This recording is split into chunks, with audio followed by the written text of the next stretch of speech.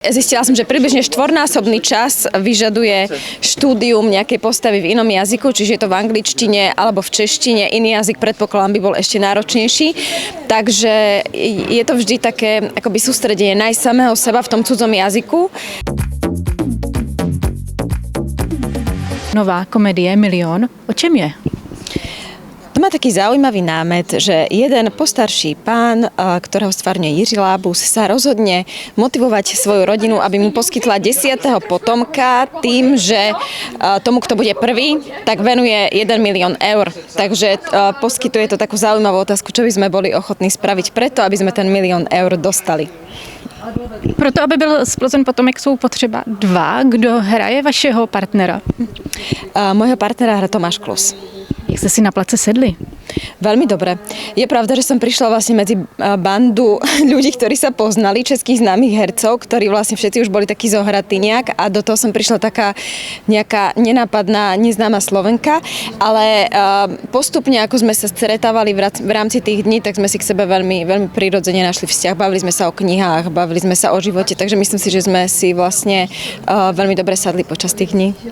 Když jste se dozvěděla o projektu Milión, váhala jste hned, že si chcete zúčastnit, nebo jste musela rozmýšlet? Chvíľku som rozmýšľala, ale vlastne iba z toho dôvodu, že mám doma relatívne malé dve deti, takže cestovať niekam ďaleko do Prahy a ako neskôr vysvetlo ešte ďalej je logisticky komplikované. Takže chvíľu som rozmýšľala a potom som si povedala, že vlastne ten môj rozsah tej postavy je tak príjemný, že by sa to dalo relatívne dobre zvládnuť. A vaše postava ve filmu mluví česky nebo slovensky?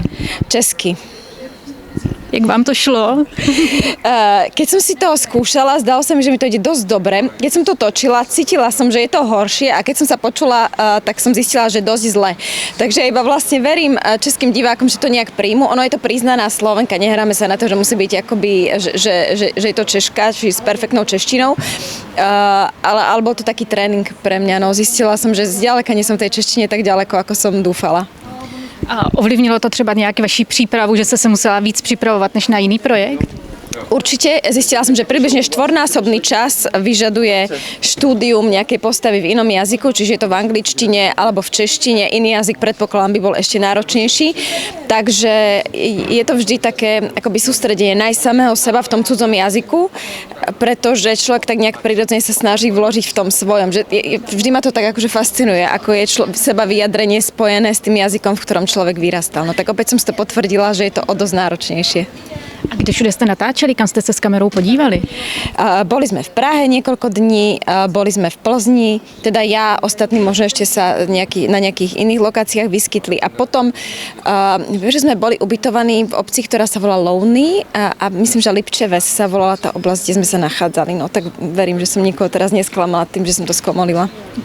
A jádro filmu nebo děj filmu se točí kolem toho, že co nejrychleji přivízt na svět potomka, abyste vyhráli vlastně rodinné dědictví 1 milión eur. Šla byste do toho třeba i v reálném životě, dokážete si to představit?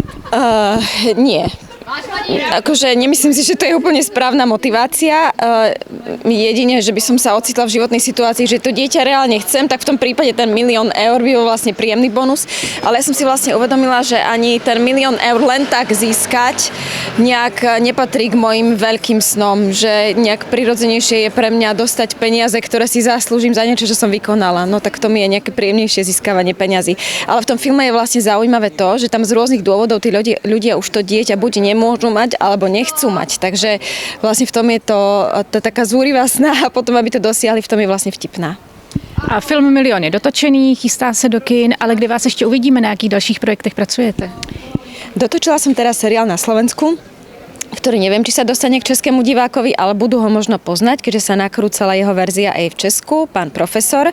U vás sa, myslím, že nakrúcalo 2 alebo 3 série, tak my sme dosiahli až 6, takže tu mám za sebou.